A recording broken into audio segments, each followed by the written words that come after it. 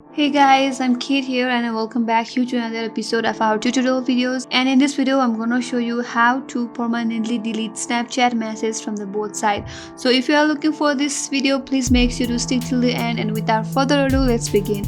Firstly, open your Snapchat app on your device. Now go on your chat section from the icon that says chat at the bottom of your screen. Suppose I wanna text some message to this account right here. Say hello. And now again I want to delete this message. I will hold this message for a little bit and some options will pop up.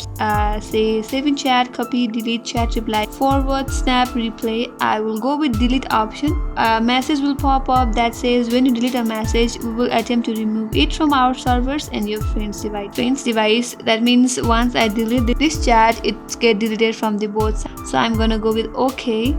Now again it will ask. Now again it says that friends, this account will also know that I have deleted some message. Now again I'm gonna go with delete chat, and I have deleted a chat. Once I delete this chat, this account will also get informed that I have deleted a chat. So for that, what you can try is that go on to this profile icon right here, and you will see three dot option at the top right hand corner of your screen. Tap onto that screen and then go to manage friendship, and you will see a block option right there. Just block that person. Since we don't want to block that person, we just wanna delete the message. Again, we can go to our profile icon and then go to settings.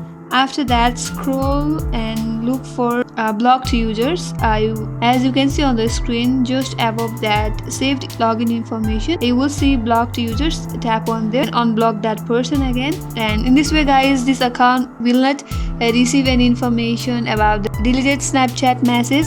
I hope this video helped you, and if you like the video, please make sure to subscribe our channel, like the video, hit the bell icon, and if you have any comments and questions regarding our video, please drop down below. We will highly appreciate that. And if you made it till the end, thank you for watching again.